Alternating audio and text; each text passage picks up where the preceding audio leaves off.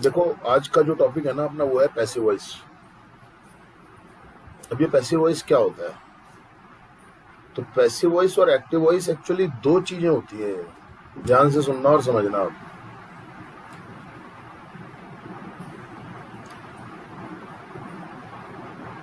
Passive शब्द आपके लिए कोई नया शब्द नहीं है। This is not a new word for you. जब भी हम सेंटेंस बनाते हैं ना, तो बहुत सारे थॉट्स हमारे माइंड में जब आते हैं ना, वो पैसिव वॉइस में होते हैं। एक्टिव में भी होते हैं, पैसिव में भी होते हैं। अभी तक आपने जो प्रैक्टिस की है वो एक्टिव की प्रैक्टिस की है आपने। अब मैं आपको पैसिव के बारे में बता रहा हूं आज। जैसे एक्टिव वॉइस को टेंस हम पहचानते हैं वर्ब से। देखो, हर टेंस का, कुछ टेंस को अपन छोड़ दें तो हर टेंस का एक्टिव वॉइस का और पैसिव वॉइस का फॉर्म होता है। ध्यान से सुनना बात को। हर टेंस का एक्टिव वॉइस का और पैसिव वॉइस का फॉर्म होता है। आपने स्कूलों में किया होगा एक्टिव से पैसिव में चेंज करना, लेकिन वो टॉपिक नहीं है मेरा यहाँ पर। मैं यहाँ पर आपको एक्टिव से पैसिव में चेंज करना नहीं बता रहा हूँ, क्योंकि उसका कोई मतलब नहीं है। उसका कोई मतलब नहीं है। मैं आपको आज ये बता रहा हूँ कि पैसिव के सेंटेंस को आप कैसे पहचाने, एक्टिव में और पैसिव में क्या डिफरेंस होता है, पैसिव के सेंटेंस को आप कैसे पहचाने और उसको आप कैसे बनाएं। पिछले लगभग 1 महीने से आप लोग बराबर प्रैक्टिस कर रहे हो, सीख भी रहे हो। आप जब सेंटेंस बनाते हो तो सेंटेंस में मेनली 3 कंटेंट्स होते हैं। एक तो होता है सब्जेक्ट, एक होता है वर्ब और एक होता है ऑब्जेक्ट। समझ में आ रही है बात आपको? और एक यस जो, सर। ये तो हो गया वर्ड ऑर्डर, जिसमें सब्जेक्ट पहले आता है, फिर वर्ब आता है, फिर ऑब्जेक्ट आता है।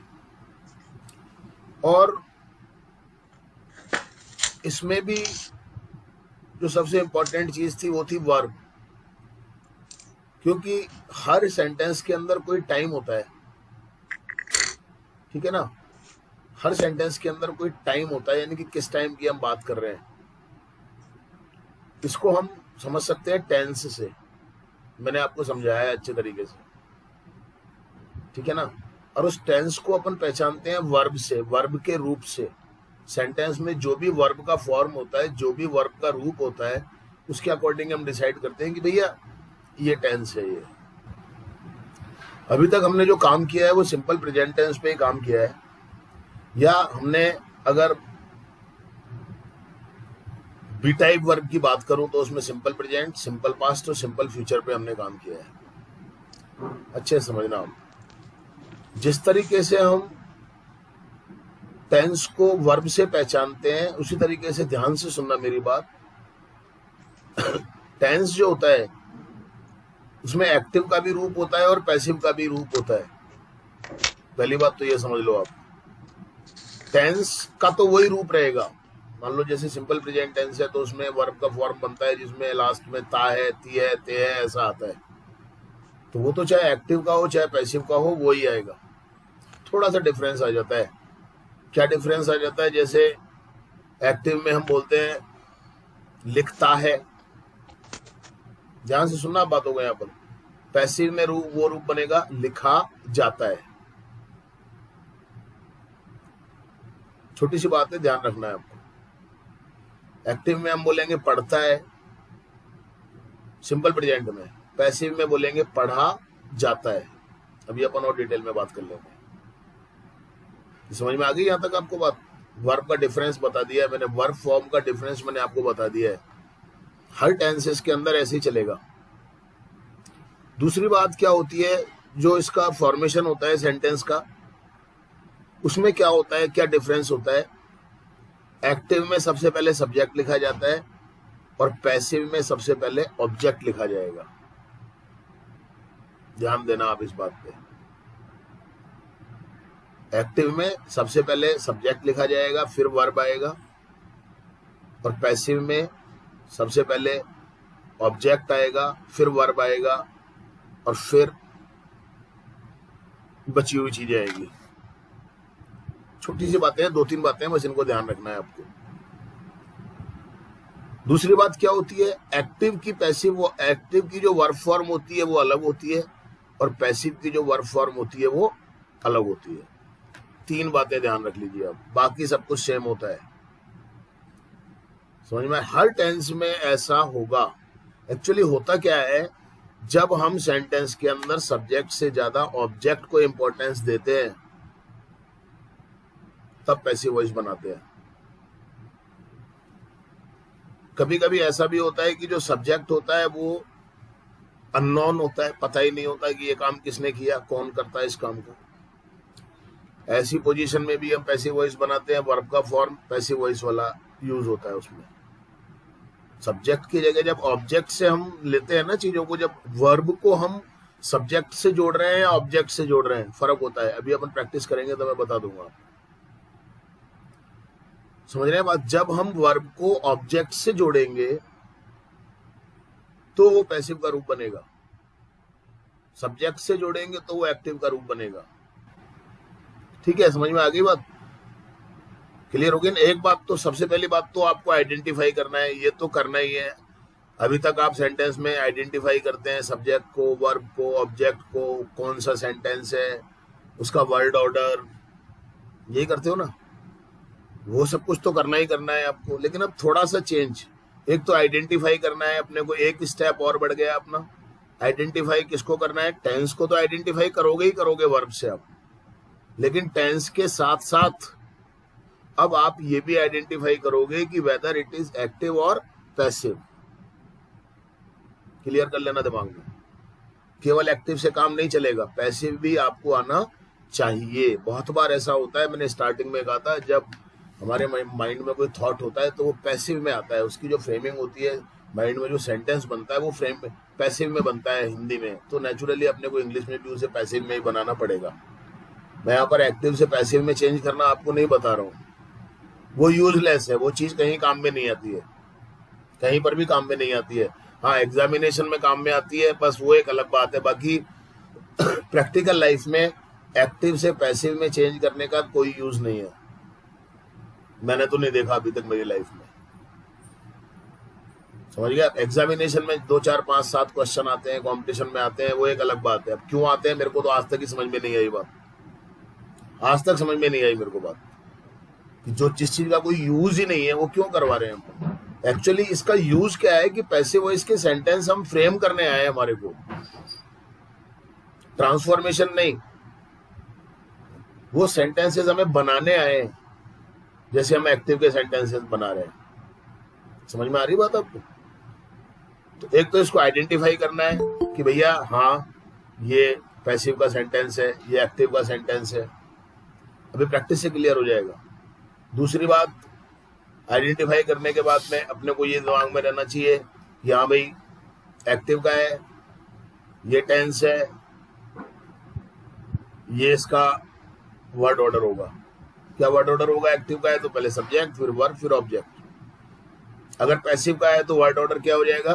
पहले ऑब्जेक्ट, फिर वर्ब, फिर दूसरी चीजें आएंगी। 2 बातें हो गई, पहचानना और वर्ड ऑर्डर। तीसरी बात, एक्टिव का वर्ब फॉर्म अलग होता है एक ही टेंस में रहते हुए भी, और पैसिव का वर्ब फॉर्म अलग होता है। फॉर एग्जाम्पल, अगर मैं सिंपल प्रेजेंट टेंस की बात करूं तो सिंपल प्रेजेंट टेंस का वर्ब फॉर्म क्या होता है एक्टिव में? वर्ब फॉर्म का मतलब हेल्पिंग वर्ब और मेन वर्ब। क्या हेल्पिंग वर्ब होती है सिंपल प्रेजेंट टेंस के एक्टिव में, जो अभी तक हमने यूज किया? डू और डज। Yes sir. और मेन वर्ब की फर्स्ट फॉर्म आती है या एस या ईएस वाली फॉर्म आती है। क्लियर है आपको? लेकिन सिंपल प्रेजेंट टेंस का जब पैसिव वॉइस का सेंटेंस हम फ्रेम कर रहे हैं तो उसकी वर्ब फॉर्म क्या होगी? हेल्पिंग वर्ब चेंज हो जाएगी, डू और डज नहीं आएगा पैसिव में, इज, एम, आर आएगा। Make it clear. For main verb की फॉर्म फर्स्ट फॉर्म या एस और एस वाली फॉर्म नहीं आएगी, हमेशा थर्ड फॉर्म आएगी। पैसिव वॉइस का मतलब मेन वर्ब की थर्ड फॉर्म ही होगा किसी भी टेंस में। किसी भी टेंस में, कुछ भी हो, कोई भी टेंस हो, मॉडल वाला हो, कैसा भी सेंटेंस हो, हेल्पिंग वर्ब वेरी करेगी, चेंज होंगी, बाकी मेन वर्ब की हमेशा थर्ड फॉर्म में आएगी। कुछ बातें हैं जिनको क्लियर कर लीजिए आप माइंड के अंदर। समझ में आ गई बातें आपको तीनों? कोई डाउट? नो। अब आप अपने कॉपी में आपने जो लिखा है पैसिव वॉइस, उसके नीचे सेंटर में लिख लीजिए सिंपल प्रेजेंट। बिल्कुल बीचों बीच में लिख लीजिए और बीच में एक लाइन खींच दीजिए आप।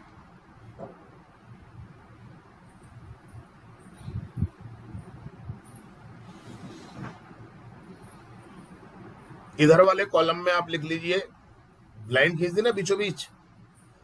अब दो पार्ट हो गए ना पेज के, तो इधर पहले वाले पार्ट के बिल्कुल बीचों बीच लिख दीजिए एक्टिव, और दूसरे वाला जो हिस्सा है राइट साइड वाला, उसमें लिख दीजिए आप सेंटर में पैसिव। यानी कि अब मैं सिंपल प्रेजेंट टेंस के एक्टिव और पैसिव की बात कर रहा हूं। सबसे पहले मैंने आपको बात बताई थी पहचान। टेंस की तो वही पहचान रहेगी। टेंस की क्या पहचान रहेगी? ता है, ती है, ते है आएगा, वो तो चाहे एक्टिव हो चाहे पैसिव हो। पहचान आप कैसे करोगे? टेंस की भी और वॉइस की भी। ध्यान से सुन लेना, वर्ब से पहचान करोगे आप। किससे पहचान करोगे? वर्ब से, वर्ब के फॉर्म से। अच्छे से समझ लेना, ये पॉइंट बहुत इंपॉर्टेंट है यहाँ पर। तो नीचे आप एक्टिव के नीचे आप लिख लीजिए वर्ब फॉर्म, और उधर पैसिव के नीचे भी लिख लीजिए आप, साइड में लिख लेना पूरा वर्ब फॉर्म, आगे एरो बना दो। अब वर्ब फॉर्म को ध्यान से देखना। सिंपल प्रेजेंट टेंस का एक्टिव वॉइस में वर्ब फॉर्म क्या होगी? लिखता है। छोटी सी बात है, ध्यान देने वाली बात है बस। और पैसिव में रूप क्या बनेगा इसका? लिखा जाता है। ये डिफरेंस है, आप देख लीजिए इसको यहाँ पर। बहुत बार ऐसा होता है कि हमारे माइंड में जो थॉट आता है, जो सेंटेंस बनता है, वो पैसिव वॉइस का होता है एक्चुअली, पर हम उसको पहचान नहीं पाते हैं। पहचान भी लेते हैं, हमें लगता है कि यार कुछ डिफरेंस तो है, लगता है हमें कई बार, हम इस बात को महसूस करते हैं कई बार, we feel that there is some difference, but because of the lacking of knowledge और because of the lacking of practice, we are not able to frame that sentence in the passive voice form. In spite of we make that sentence thinking that this is simple present tense, we make that sentence as per active voice. समझ में आ गई मेरी बात आपको? हमेशा बहुत कभी महसूस करना आप माइंड में, जब हमारे कोई सेंटेंसेस आते हैं, कोई थॉट्स आते हैं, तो हमें लगता है कि यार ये जो थॉट आ रहा है कुछ अलग है, थोड़ा सा है तो प्रेजेंट ही है, तो सिंपल प्रेजेंट ही, लेकिन इसमें कुछ अलग है ये। पर चूंकि पैसिव वॉइस तक हमारी पहुंच नहीं होती है, we have no approach to the passive voice, so that is why we are unable to understand whether it is what is it is. We only understand that this is simple present tense. Even knowing that there is some difference, we are not able to make that sentence according to the passive voice because we don't have the knowledge of it. मेरी बात समझ में आ रही है आपको? ध्यान रखिए मैं जो बात बता रहा हूँ इसको। हाँ, क्योंकि हमने क्या सीखा हुआ है? केवल एक्टिव से पैसिव में चेंज करना। पैसिव का ट्रांसलेशन नहीं सीखा हमने। आप में से किसी ने सीखा हो, बहुत अच्छी बात है, कभी किसी को बताया गया हो। एक्टिव का ट्रांसलेशन तो करवाया जाता है स्कूलों में, थोड़ा बहुत जैसे भी ये बताया जाता है। वो तो सिखाया सर। पैसिव वॉइस का ट्रांसलेशन मेरे ख्याल से नहीं आपको बताया गया होगा, जो कि बहुत जरूरी है। ये बात हो गई आपकी, पहचान हो गई आपकी। इधर आप एक्टिव में लिख सकते हो बनाता है, पैसिव में लिख सकते हो बनाया जाता है। क्लियर हो गई बात आपको? हो गई, समझ में आ गई बात आपको? Yes sir. अब दूसरी बात क्या आती है साहब? पहचान लिया अपन ने। दूसरी बात मैंने आपको बताई थी वर्ब की फॉर्म, ये तो पहचान हो गई। अब इंग्लिश में इसकी जो बनेगी कैसे है वर्ब की फॉर्म? जो अंतर आ रहा है लिखता है और लिखा जाता है, सेम तो नहीं बनेगा, नहीं बनेगा ना। तो वर्ब फॉर्म का मतलब हेल्पिंग वर्ब और मेन वर्ब। अब एक्टिव में हेल्पिंग वर्ब क्या होती है? हेल्पिंग वर्ब लिख करके नीचे और लिख लो डू डस। लेकिन पैसिव में हेल्पिंग वर्ब क्या होगी? लिख लीजिए उधर पैसिव वाले कॉलम में helping verb is Is am MR. Are. ये ध्यान रखने की बातें हैं, प्रैक्टिस करोगे तो हो जाएगा। अब तीसरी चीज आती है मेन वर्ब। एक्टिव में मेन वर्ब की फॉर्म क्या होती है? मेन वर्ब की First. कौन सी फॉर्म आती है? फर्स्ट फॉर्म आती है या SEIS वाली फॉर्म आती है? लिख लो। और पैसिव में मेन वर्ब की कौन सी फॉर्म आएगी? थर्ड फॉर्म Third आएगी form. हमेशा। ये लिख लो आप। क्लियर हो गई बात आपको? Yes, sir. अब इसका वर्ड ऑर्डर, एक्टिव में वर्ड ऑर्डर क्या रहता है? लिख लीजिए आप। एक्टिव में आके word order subject plus verb plus object plus dot dot dot dot dot. हो गया? और पैसिव में इसका वर्ड ऑर्डर क्या होगा? देखिए, ऑब्जेक्ट प्लस वर्ब, वर्ब में हेल्पिंग वर्ब और मेन वर्ब दोनों चीजें आ जाती हैं, plus dot dot dot dot dot. देख लीजिए आराम से अच्छे से क्या difference object plus verb plus dash dash dash dash. ये जो मैंने बातें आपको लिखवाई है मैं फिर रिपीट कर दूं आपको। सबसे पहली बात पहचान, वर्ब से पहचानोगे आप ये कौन सा टेंस है, ये कौन सी वॉइस है। दूसरी बात हेल्पिंग वर्ब। तीसरी बात मेन वर्ब की फॉर्म। चौथी बात, अब मेन वर्ब की फॉर्म और हेल्पिंग वर्ब को मैंने एक ही उसमें ले लिया वर्ब, पर यहाँ पर आप अलग अलग ले लो, इसको कोई दिक्कत नहीं है।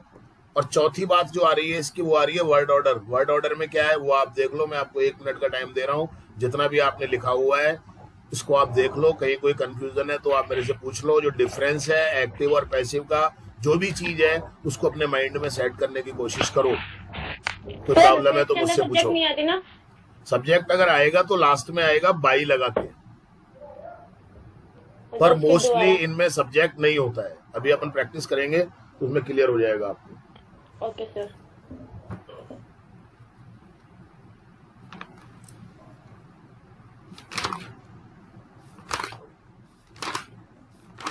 हो गया? Yes sir. क्लियर हो गया? Yes sir. समझ में आ गई ना बात आपको? अब आगे, अभी तो मैंने कंपैरिजन करके आपको बताया कि एक्टिव का ये और पैसिव का ये। आगे अपन जब चलेंगे तो हर टेंस का एक्टिव की प्रैक्टिस करेंगे, पैसिव की करेंगे। ये आप दिमाग में रखिए क्या डिफरेंस होता है। हर बार आपको हर टेंस के साथ कंपैरिजन करके नहीं बताया जाएगा, ध्यान रखें आप। एक्टिव और पैसिव का डिफरेंस आपको बिल्कुल क्लियर हो जाना चाहिए। है सिंपल प्रेजेंट टेंस ही, लेकिन एक्टिव और पैसिव का डिफरेंस बिल्कुल क्लियर हो जाना चाहिए आपको। आगे जब हम टेंसेस चेंज करेंगे तो भी यही रहेगा। एक्टिव का होगा तो लिख रहा है, पैसिव का होगा तो लिखा जा रहा है। बस सिंपल सी बात है। प्रेजेंट कंटिन्यूअस में किसी भी टेंस में हो, एक्टिव में होगा लिख चुके हैं, पैसिव में क्या बनेगा? लिखा जा चुका है। अब जाने का मतलब ये नहीं है कि आप इसको गो लगा दो। जाने का मतलब जो जुड़ रहा है वो केवल वर्ब फॉर्म को बना रहा है, बस पैसिव वाले वर्ब फॉर्म को बता रहा है, बस, और कुछ भी नहीं है इसके अलावा। क्लियर कर लो आप, छोटी छोटी सी बातें। मैंने पास्ट में कह दिया, मान लो लिखा, तो पैसिव का क्या रूप बनेगा? लिखा गया। यानी कि जब वर्ब को हम ऑब्जेक्ट के साथ जोड़ेंगे तो इस तरीके का रूप आएगा। क्लियर कर लो आप दिमाग के अंदर। एक्टिव में बनेगा लिखूंगा, तो पैसिव में क्या बनेगा? लिखा जाएगा। बिल्कुल सिंपल सी बात है बस। पर जाएगा का मतलब ये नहीं है कि आप गो लगा दो। जाएगा का मतलब ये है कि वो केवल रूप बना रहा है पैसिव वॉइस का, बस वर्ब के साथ मिलकर के। ऑब्जेक्ट के साथ जब वर्ब को जोड़ेंगे तो ऐसा रूप बनेगा। सेंटेंस लिखो आप। सिंपल प्रेजेंट टेंस का पैसिव वॉइस की मैं बात कर रहा हूं अब आपसे, अच्छे से लिखना। कपड़े धोए जाते हैं।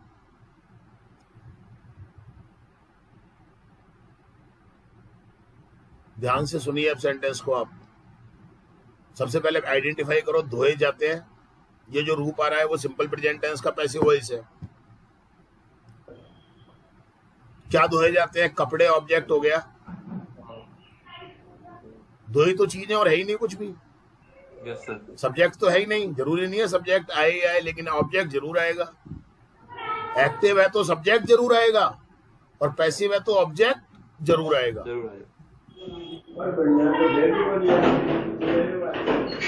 अब मैं अगर इस सेंटेंस को ऐसे बोलने की कोशिश करूंगा कि कपड़े धोते हैं, तो सेंटेंस पूरा नहीं है अपने आप में। धोते हैं एक्टिव का रूप तो आ गया, लेकिन सब्जेक्ट कहाँ आया? सब्जेक्ट है। हम कपड़े धोते हैं, तुम कपड़े धोते हो, वह कपड़े धोती है, तब बनेगा ना ये। और अगर आप सब्जेक्ट को नहीं ले रहे हो, खाली कपड़ों से लेकर के बना रहे हो, तो बनेगा कपड़े धोए जाते हैं। अब आप अगर सब्जेक्ट से जोड़ोगे तो देखो कैसे बनेगा। कपड़े, हम कपड़े धोते हैं ही तो बनेगा ना, हम कपड़े धोए जाते हैं तो नहीं बनेगा ना। क्लियर कर लो डिफरेंस को आप। क्या से स्टार्ट होगा सर? ऑब्जेक्ट से स्टार्ट होगा। ऑब्जेक्ट से स्टार्ट होगा। ये ऑब्जेक्ट से स्टार्ट होगा का मतलब ये है कि इसमें जो वर्ब आएगी उससे पहले ऑब्जेक्ट आएगा, वो वर्ब जो है ऑब्जेक्ट से जुड़ा हुआ होगा। मैंने सेंटेंस अभी आपको एग्जांपल दिया एक और लिखो, ध्यान से सुनना आप बातों को जरा। अब नेगेटिव अगर बनेगा तो क्या होगा? कुछ नहीं होगा, हेल्पिंग वर्ब के बाद में नॉट आ जाएगा। बिल्कुल सीधी सिंपल सी बात है, कोई स्पेशल बात नहीं है। कपड़े नहीं धोए जाते हैं,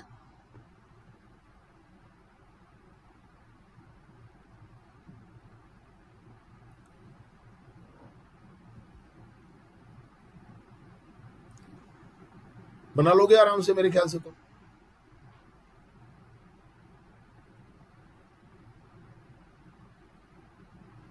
यस सर, बना लिया। क्लोथ्स आर नॉट वॉश्ड बन गया। सही है सर।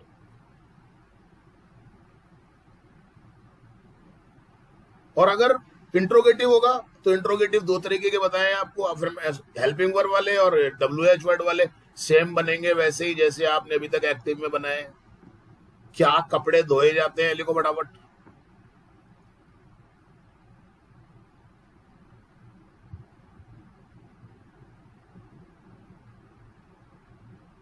वही तरीका है सारा का सारा।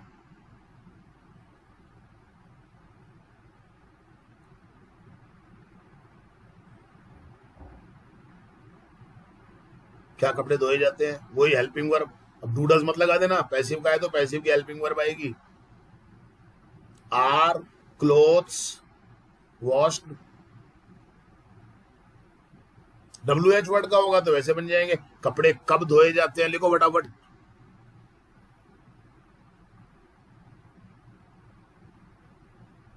बनाओ जल्दी से।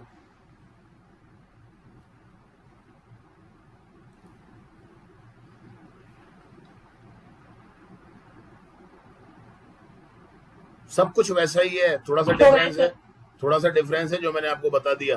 पहचान, वर्ब फॉर्म, वर्ड ऑर्डर, बाकी सब कुछ वैसा ही है। व्हेन आर चेक कर लो, क्लोथ्स वॉश्ड।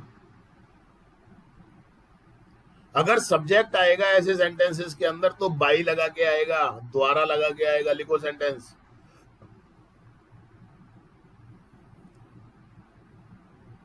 गीता के द्वारा कपड़े धोए जाते हैं। लिखो फटाफट। गीता के द्वारा कपड़े धोए जाते हैं।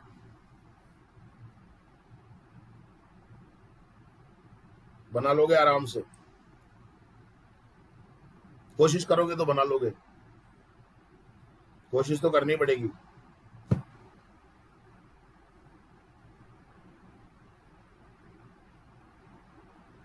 सब्जेक्ट आ गया इसके अंदर गीता, लेकिन वो द्वारा लगा के है, लास्ट में लिख दोगे आप। Clothes are washed by Geeta. Sir ये जाना चाहिए ना तो। क्यों? गीता, हाँ sir sir sir sir sir ध्यान रखो, थोड़ा सा ध्यान रखो सर, ध्यान रखो आप।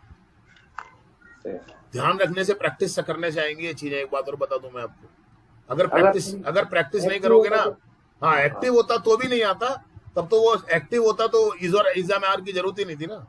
हाँ भाई इज़ आर का दूसरा यूज हो रहा है, ये सुन लो।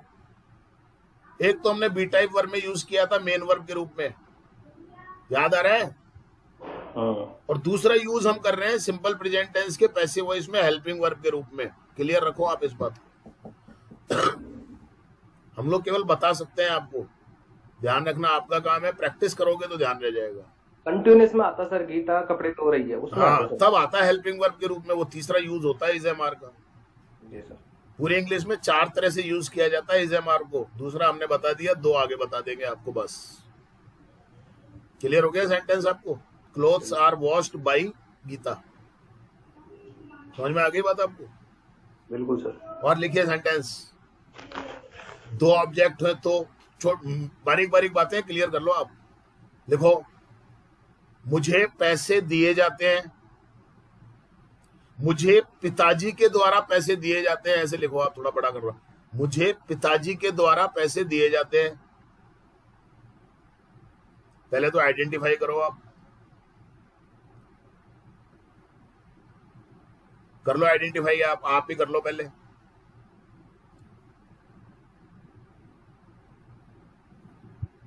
कर लिया? अब देख लो आप, दिए जाते हैं तो वर्ब है, और ये जो वर्ब, ऐसे सोचना है आपको भी,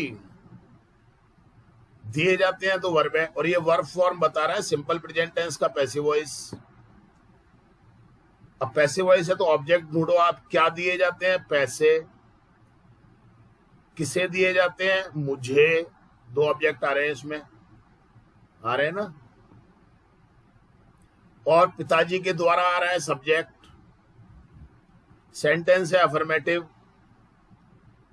समझना बात को जरा।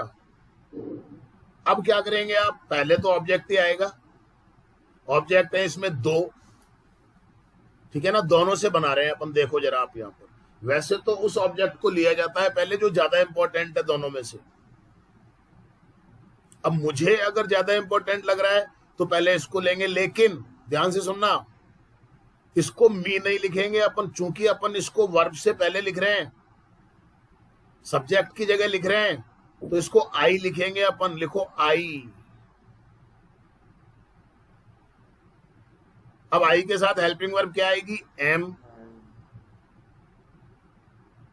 अब मेन वर्ब की third form given, I am given. अब बचा हुआ ऑब्जेक्ट आएगा, हमेशा ध्यान रख लेना, I am given money by father. Check कर लो आप। सर मैंने ऐसे बनाया, money are given me by father. वो बनेगा लेकिन ऐसे नहीं, वो तो थोड़ा सा उसमें गलतियां हैं अभी, है ना। आई से भी बनाना है अपने को सर, ये भी सीखना है आपको, इसको अवॉइड मत करो आप, क्योंकि बहुत सारे सेंटेंस ऐसे होंगे जिनमें डायरेक्ट ऑब्जेक्ट ही नहीं होगा। अब ये कैसे बनेगा? आई am given money by father. अब आप कह रहे हो कि साहब दूसरे ऑब्जेक्ट से बनाना है, दूसरा ऑब्जेक्ट क्या है? मनी। लिखो मनी। अब मनी तो अनकाउंटेबल नाउन होता है, सिंगुलर हेल्पिंग, सिंगुलर वर्ब आएगी इसके साथ में, तो मनी के साथ में आएगा इज। अश्विन ठीक करो आप, इसको आर नहीं आएगा, इज आएगा, ठीक है। गिवन मतलब हमने क्या किया? इनडायरेक्ट ऑब्जेक्ट की जगह डायरेक्ट ऑब्जेक्ट ले लिया ना। तो पहले हमने एम लगाया था तो ऑब्जेक्ट के हिसाब से लगाया था, अब यहाँ पर ऑब्जेक्ट चेंज होकर के ये आ रहा है तो इसके हिसाब से लगाएंगे। तो मनी इज गिवन आ गया। अब सुनो ध्यान से, अब जो इनडायरेक्ट ऑब्जेक्ट है उसको अपन इनडायरेक्ट ऑब्जेक्ट की फॉर्म में लिखेंगे। अब आई नहीं आएगा, ये आई तो हमने ऊपर वाले सेंटेंस में तब लिखा था जब वो सब्जेक्ट की जगह आ रहा था, सब्जेक्ट के रूप में आ रहा था वो, तो सब्जेक्ट के रूप में अपने लिखा था उसको आई। लेकिन यहां पर जब ये मुझे आ रहा है तो ये ऑब्जेक्ट के रूप में आ रहा है, ऑब्जेक्ट की जगह ही आ रहा है, तो to me. I am sorry money is given to me by father. Clear कर लो आप, छोटी छोटी सी बातें हैं। और टू लगाना जरूरी है क्योंकि डायरेक्ट ऑब्जेक्ट पहले आ गया, इनडायरेक्ट ऑब्जेक्ट बाद में आ रहा है। ध्यान से देख लो, यस सर। ये बेसिक में बता चुका हूं मैं ये चीजें आपको, ध्यान से देख लो। क्लियर हो गया?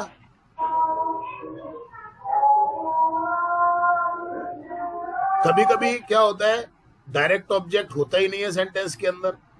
ऊपर वाले सेंटेंस में कपड़े धोने वाली बात थी तो उसमें इनडायरेक्ट ऑब्जेक्ट नहीं था। ध्यान से देख लो, कपड़े धोए जाते हैं, यही था ना। तो कभी कभी ऐसा भी हो सकता है कि सेंटेंस के अंदर डायरेक्ट ऑब्जेक्ट नहीं हो, इनडायरेक्ट ऑब्जेक्ट ही हो। लिखो सेंटेंस, हमें पढ़ाया जाता है। अब देखिए क्या है, आइडेंटिफाई करो पहले तो आप। पढ़ाया जाता है वर्ब है, पैसिव वॉइस का फॉर्म है, सिंपल प्रेजेंट टेंस है। सोचना है आपको हर सेंटेंस में, ऐसे अंग्रेजी सीखनी है तो इतना कष्ट अपने दिमाग को आप अगर नहीं दोगे तो नहीं हो पाएगा।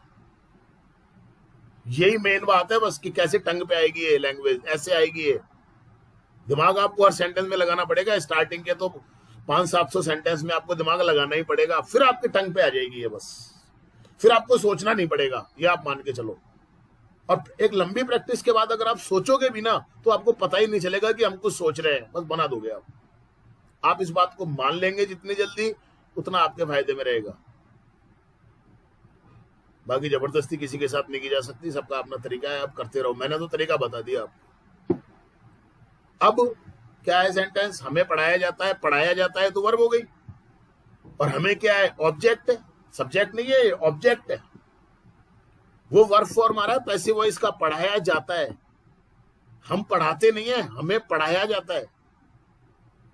सिंपल प्रेजेंट टेंस का पैसिव वॉइस है, अफर्मेटिव सेंटेंस है। ऑब्जेक्ट एक ही आ रहा है, इसमें दो ही तो चीजें आ रही हैं, वर्ब आ रहा है और ऑब्जेक्ट आ रहा है। अब हमें को क्या लिखेंगे हम, वी, अस नहीं लिखेंगे हम। ध्यान रखना है इस बात को, क्योंकि ये सब्जेक्ट की जगह आ रहा है, वर्ब से पहले आ रहा है वी। अब वी के साथ में हेल्पिंग वर्ब क्या आ जाएगी, आर। पढ़ाने को क्या कहते हैं, टीच। टीच की थर्ड फॉर्म आएगी taught. We are taught, full stop, sentence बन गया आपका। Any question? TAUGHT। हाँ, कोई दिक्कत, कोई बात? कंप्लीट हो गया मेरी तरफ से, बस प्रैक्टिस करवा रहा हूं मैं 4-5 सेंटेंस की आपको। कुछ नई बातें आएंगी तो करते करते अपन देख लेंगे। क्लियर हो गया? Yes sir. लिखो सेंटेंस, पहचानना चीजों को। अब आप, हमें यहां रोजाना दूध दिया जाता है। लिखो फटाफट से।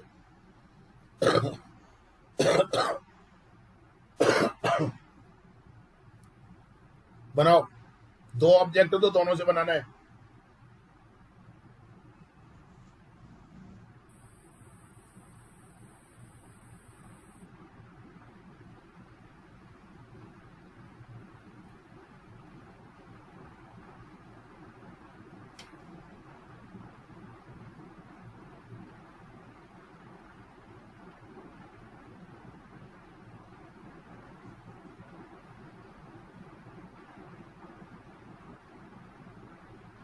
थोड़ा स्पीड लाओ। जितना कंसंट्रेशन बढ़ाओगे, फोकस करोगे, उतनी स्पीड बढ़ेगी आपकी। हर चीज का हिसाब होता है, ध्यान रखना इस बात को। आप, हर चीज रटने से नहीं आती है।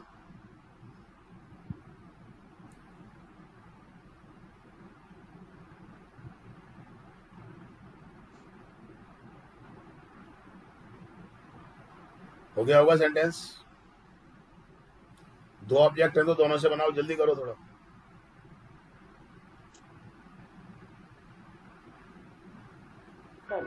हो गया? पहले अपन इसको समझ लें जरा, सेंटेंस को, एक एक चीज को देख लें। मैंने सेंटेंस लिखवाया था, हमें यहाँ रोजाना दूध दिया जाता है। मैं कैसे करूंगा इसको, मेरे माइंड में क्या प्रोसेसिंग चलेगी? दिया जाता है वर्ब है, सिंपल प्रेजेंट टेंस का पैसिव वॉइस है, ऑब्जेक्ट चाहिए, पैसिव वॉइस है तो क्या दिया जाता है, दूध, डायरेक्ट ऑब्जेक्ट है। किसे दिया जाता है, हमें, इनडायरेक्ट ऑब्जेक्ट है। और यहाँ और रोजाना अदर वर्ड्स है। सब्जेक्ट है ही नहीं, मोस्टली सब्जेक्ट होता ही नहीं है पैसिव वॉइस में। अब बनाएंगे, अफर्मेटिव सेंटेंस है, पहले ऑब्जेक्ट क्या आ रहा है, हमें, उसी से बनाएंगे अपन वी। अब वी कैसे होगा मैं बता चुका हूं आपको थोड़ी देर पहले।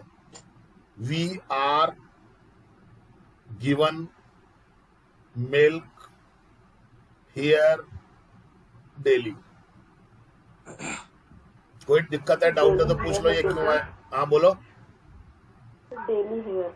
नहीं, हेयर को पहले लो, डेली को बाद में लो। आप चल जाएगा इनफॉर्मली तो, लेकिन ऐसा माना जाता है कि प्लेस एडवर्ब पहले आना चाहिए और टाइम एडवर्ब बाद में आना चाहिए। क्लियर हो गया? कोई डाउट दूसरे ऑब्जेक्ट से? Okay. Milk is given to us here daily. Minor difference है, देख लो आप, क्लियर कर लो। अब क्यों लगा, अस क्यों आ गया, पहले वी क्यों आया, अब टू क्यों लगा, पहले क्यों नहीं लगा। एक एक चीज को देख लो आप आराम से, माइंड में क्लियर कर लो आप। कोई डाउट? नेक्स्ट। अच्छे विद्यार्थियों को नहीं डांटा जाता है, या अच्छे विद्यार्थियों को सजा नहीं दी जाती है। अच्छे विद्यार्थियों को सजा नहीं दी जाती है। बनाओ जरा, दिमाग लगाओ।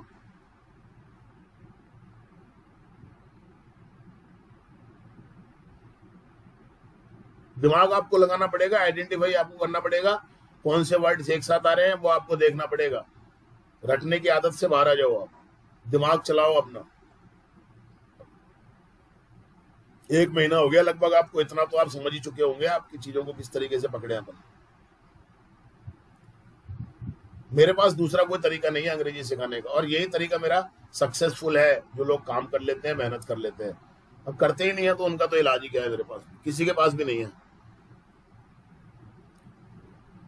जो नहीं करते हैं वो किसी भी तरीके में फिट नहीं बैठ सकते हैं, और करने वाले किसी भी तरीके में फिट बैठ जाते हैं।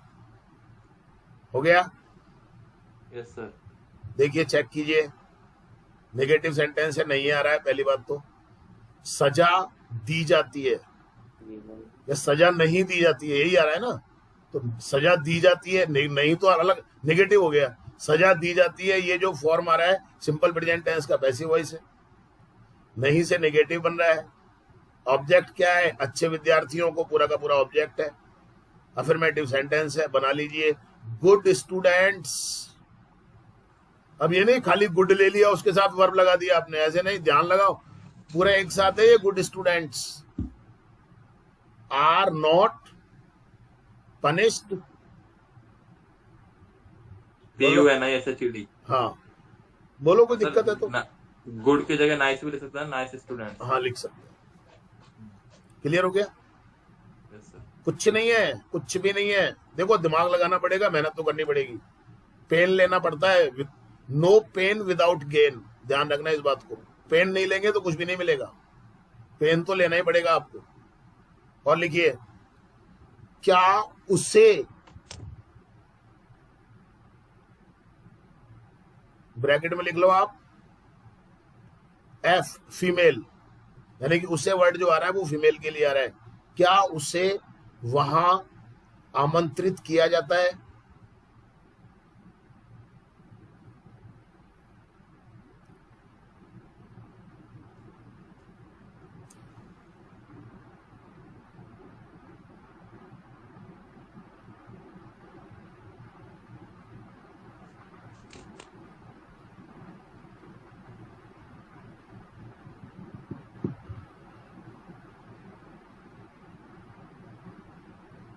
जल्दी करो।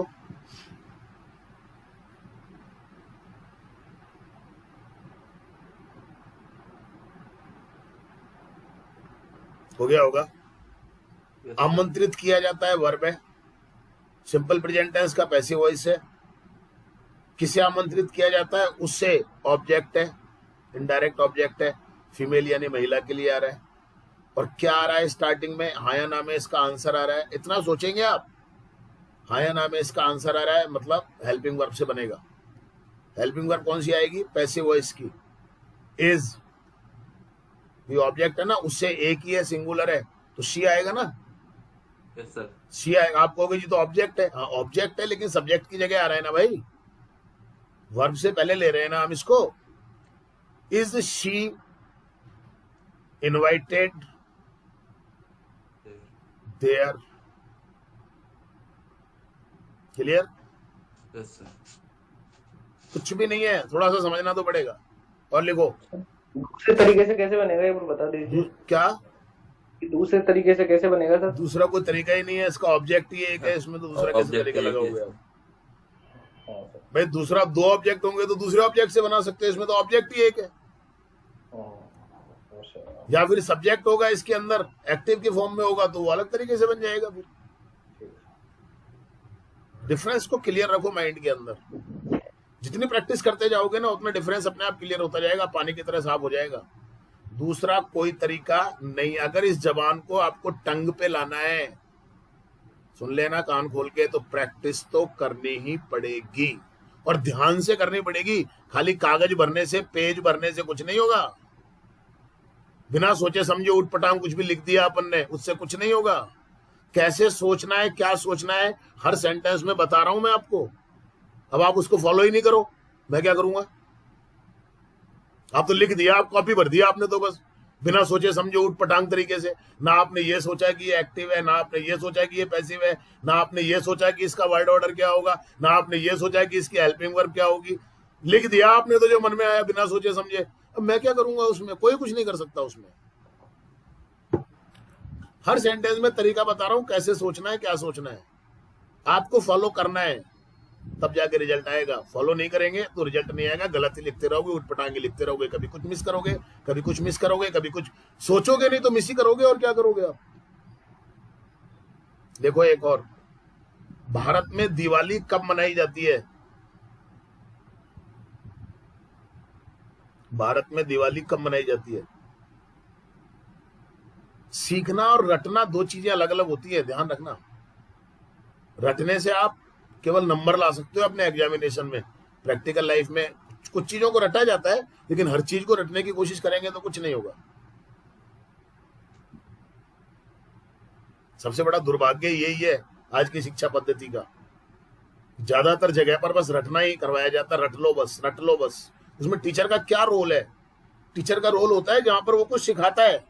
अब रटवा रहा है तो टीचर का क्या रोल है यार? एक बात बताओ मेरे को, क्या रोल है? आप खुद सोच के देखना, टीचर का कोई रोल है क्या वहां पे? पासबुक उठाओ और रट लो, तो टीचर का क्या रोल है वहां पे? कोई रोल नहीं नजर आ रहा मेरे को तो उसमें टीचर का। और इसीलिए आप लोग, ये प्रॉब्लम है आपके साथ में। Done sir. हो गया? अब मैं कैसे करूंगा इस सेंटेंस को? जब मेरे दिमाग में सेंटेंस आया तो सबसे पहले, फिर तरीका बता रहा हूं मैं आपको। सबसे पहले मैं सेंटेंस को एनालिसिस करूंगा, इसके पार्ट्स को देखूंगा, इसका वर्ब पहचानूंगा, इसका टेंस पहचानूंगा, इसका वॉइस पहचानूंगा, कौन सा सेंटेंस है ये। आपको भी बहुत टाइम लगेगा, स्टार्टिंग में टाइम लगेगा, मैंने कह दिया आपको। जब आप लगातार प्रैक्टिस करते जाओगे तो फिर कुछ भी नहीं सोचना पड़ेगा आपको। क्लियर बोल रहा हूं मैं आपको। लेकिन उस स्टेज पर आने के लिए आपको स्टार्टिंग में मेहनत तो करनी पड़ेगी, तब जाके उस स्टेज पे आओगे आप। स्टार्टिंग में तो करना ही पड़ेगा। मनाई जाती है वर्ब है, सिंपल प्रेजेंट, वर्ब से पता चल रहा है सिंपल प्रेजेंट टेंस है, पैसिव वॉइस है। क्या मनाई जाती है? दिवाली, ऑब्जेक्ट है। अब बाकी क्या बचा? भारत में अदर वर्ड है, ऑब्जेक्ट नहीं है ये। भारत को थोड़ी मनाया जाता है। कहीं कह दो यार तो ऑब्जेक्ट आ गया दूसरा, ऐसे नहीं होता है। भारत को थोड़ी मनाया जाता है भाई। Yes sir. वर्ब के साथ क्या चीज जुड़ रही है? दिवाली जुड़ रही है, भारत थोड़ी जुड़ रहा है। मैं अगर ये बोलता कि भारत को मनाया जाता है तब तो हो जाएगा। और कुछ लोग सोचते समझते नहीं है, बस ये आ गया, ये ऑब्जेक्ट हो गया दूसरा। अरे कैसे हो गया? सोच तो लो थोड़ा सा। भारत में अदर वर्ड है और कब आ रहा है? WH वर्ड है, इंट्रोगेटिव सेंटेंस है WH वर्ड का। ये लो सेंटेंस का एनालिसिस कर लिया अपन ने। अब कैसे बनेगा? सबसे पहले WH वर्ड आएगा व्हेन, अब हेल्पिंग वर्ब आएगी पैसिव वॉइस की।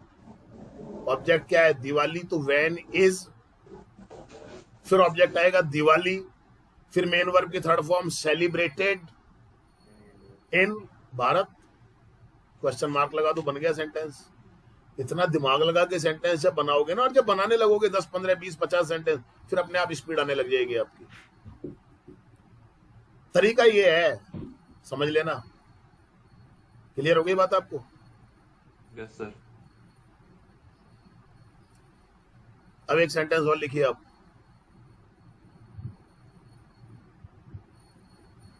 बाकी सारे WH वर्ड ऐसे के ऐसे ही रहेंगे। 2 WH वर्ड मैं आपको बता रहा हूं, हु और whom को आप कैसे यूज करोगे। लिख लो आप, the use of who and whom।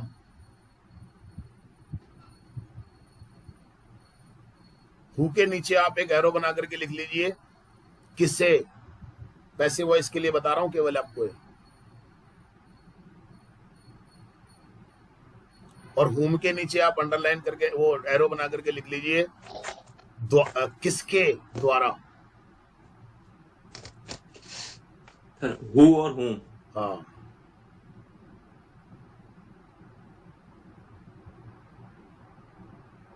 लिखो सेंटेंस। पैसे किसे दिए जाते हैं?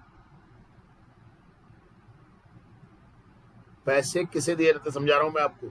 दिए जाते हैं वर्ब है, पैसिव वॉइस है सिंपल प्रेजेंट टेंस का।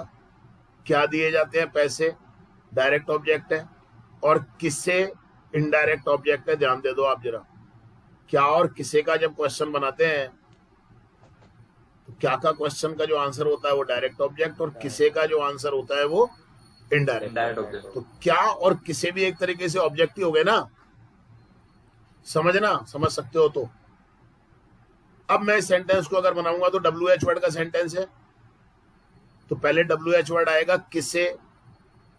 किसे क्या है? ऑब्जेक्ट है, यानी कि इसको वैसे तो अपन क्या कहेंगे? हुम। किसे को अपन ने हुम कहते हैं ना, लेकिन ऑब्जेक्ट को सब्जेक्ट में बदल के लिखते हैं ना।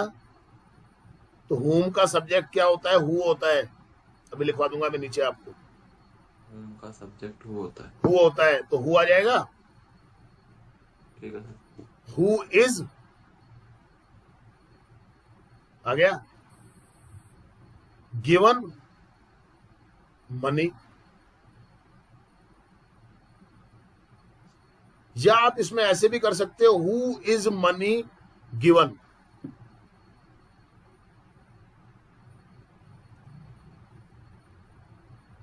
शायद आपने लिख लिया होगा, नहीं तो लिख लो। हु सब्जेक्ट होता है और हुम होता है ऑब्जेक्ट। कंफ्यूज मत हो जाना। अब ऑब्जेक्ट को सब्जेक्ट में बदल के लिखते हैं कि नहीं लिखते? ऊपर हमने मुझे लिखा था, हमें लिखा था, तो उसको सब्जेक्ट में बदल के वी या आई किया था कि नहीं किया था? वही तो किया है हमने यहाँ पे। और क्या किया है? किसे ऑब्जेक्ट है ना, तो किसे को क्या कहते हैं? वैसे तो हुम कहते हैं ना, लेकिन जब इसको हम आगे लेकर के आएंगे WH वर्ड के रूप में, तब तो सब्जेक्ट में बदल के लिखेंगे ना भाई। तो हुम का सब्जेक्ट क्या होता है? जैसे मी का सब्जेक्ट आई होता है, अस का सब्जेक्ट वी होता है, तो हुम का सब्जेक्ट क्या होता है? हुई तो होता है, वो अपने लिख दिया। क्लियर हो गई बात आपको? एक और लिखो। पैसे किसके द्वारा दिए जाते हैं? अब ये किसके द्वारा क्या है? सब्जेक्ट है, ध्यान रखना। किसके द्वारा अंडरलाइन करके एरो बना के लिख लो, सब्जेक्ट है ये। पैसे डायरेक्ट ऑब्जेक्ट है, दिए जाते हैं वर्ब है। अब इंट्रोगेटिव है, समझना, ध्यान से ध्यान लगाओगे तो समझ जाओगे। इंट्रोगेटिव है। वैसे तो जब द्वारा वाली बात आती है, सब्जेक्ट आता है, तो लास्ट में लिखते हैं ना हम। पिताजी के द्वारा, बाय फादर लास्ट में लिखा था ना। लेकिन ये तो इंट्रोगेटिव है ना, तो WH वर्ड को लास्ट में तो नहीं लिखेंगे अपन, तो पहले लिखेंगे ना। अब ये सब्जेक्ट है, तो इसको बाई लगा के ऑब्जेक्ट में बदल के ही तो लिखते हैं ना। सब्जेक्ट को बाई लगा के ऑब्जेक्ट के रूप में ही तो लिखते हैं ना। देखो ऊपर बाई मी, बाई हम, बाई मी, बाई फादर, यही तो लिखा है ना अपन ने। तो सब्जेक्ट में यहाँ पे बाई हुम आ जाएगा। बाई हुम आ जाएगा, ऑब्जेक्ट में बदलेंगे जब अपन सब्जेक्ट को, तो सीधी सी बात है, वो स्टार्टिंग में आ जाएगा। बाई हुम, वेरी गुड प्रिया, बहुत अच्छा। बाई हुम आ गया। ऑब्जेक्ट क्या है लेकिन इसका? मनी। तो by whom is money given. Yes sir. Clear हो गया? Yes sir. बाकी तो प्रैक्टिस करते करते आएगा। आप ये मत समझो कि एक सेंटेंस में मैंने आपको बता दिया कि ऐसे गियर चेंज किया जाता है, बन गए मास्टर। आप कभी नहीं बनोगे जब तक आप खुद गियर नहीं चेंज करोगे 10-20 बार, 50 बार, 100 बार गाड़ी का, तब तक गियर चेंज करना नहीं आएगा, नहीं कर पाओगे आप। माने ना माने आप इस बात को, आपकी मर्जी। चीजें जैसे होती हैं वैसे ही होगी, और वैसे ही होती आई हैं आज तक। क्लियर हो गया? कोई डाउट है तो पूछ लो आप। सिंपल प्रेजेंट टेंस का पैसिव वॉइस कंप्लीट। और सिंपल प्रेजेंट टेंस का ही नहीं, आगे पैसिव वॉइस के बारे में इतना डिटेल में आपको नहीं बताया जाएगा। क्योंकि आगे क्या होगा, केवल हेल्पिंग वर्ब चेंज होगी बस, बाकी सब कुछ सेम रहेगा, सब कुछ सेम रहेगा। आज मैंने आपको लगभग 50 मिनट तक समझाया है पैसिव वॉइस एक्टिव वॉइस का डिफरेंस कैसे बनता है, क्या बनता है। आगे इतना नहीं होगा, मेक इट क्लियर। आगे केवल ये बताया जाएगा कि भैया ये पैसिव वॉइस है, इसकी ये हेल्पिंग वर्ब होगी, ये मेन वर्ब की फॉर्म आएगी, बस। कोई डाउट है तो पूछ लो आप मेरे से। सर ये जो लास्ट वाला सेंटेंस है इसको एक बार और एक्सप्लेन कर दीजिए। कौन सा? ये लास्ट वाला किसके द्वारा वाला? किसके द्वारा? भैया एक बात सुनो मेरी, आप इसके नीचे एक सेंटेंस लिखो आप,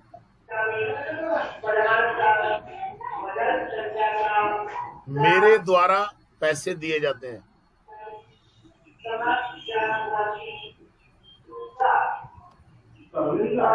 मेरे द्वारा पैसे दिए जाते हैं, लिख लिया?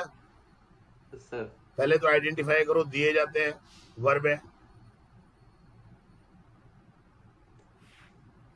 पैसे डायरेक्ट ऑब्जेक्ट है, और मेरे द्वारा क्या है, सब्जेक्ट ही तो है। सब्जेक्ट, हाँ तो ये बाई मी लास्ट में लिखा जाएगा ना, बिल्कुल। सब्जेक्ट है ना भैया, ये है ना। अब इंग्लिश में कैसे लिखेंगे अपन?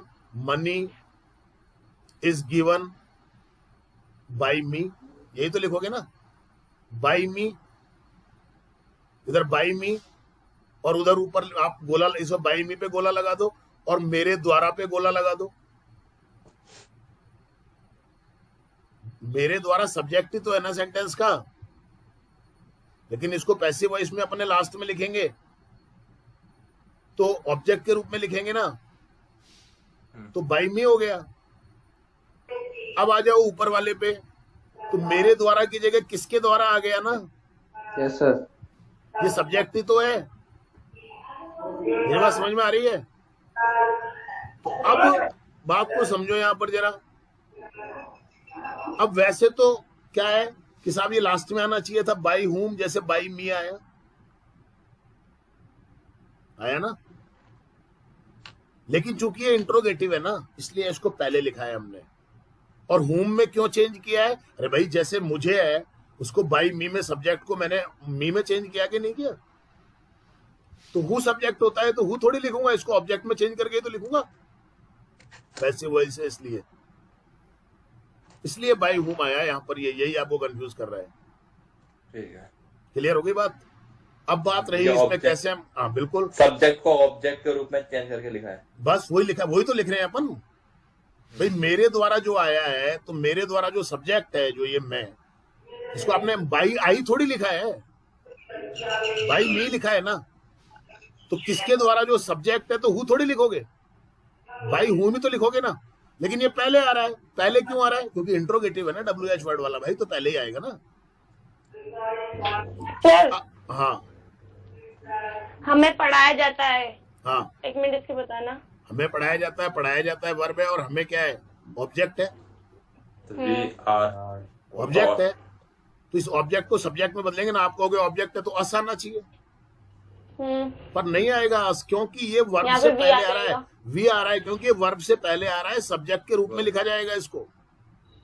Okay sir. यही बातें तो ध्यान रखने की है, और ध्यान कैसे रहेंगी? प्रैक्टिस से रहेंगी, और कोई तरीका नहीं है ध्यान रखने का। अच्छे से समझ लेना आप, और कोई तरीका है ही नहीं। अब करना क्या है, आपको प्रैक्टिस करनी है, मैं एक्सरसाइज दूंगा वो करनी है, और सेल्फ प्रैक्टिस करनी है। बनाओ 10 20 50 सेंटेंस इसी तरीके आड़े टेढ़े, दिमाग लगाओ, उसमें क्या दिक्कत आ रही है, तब आएगा।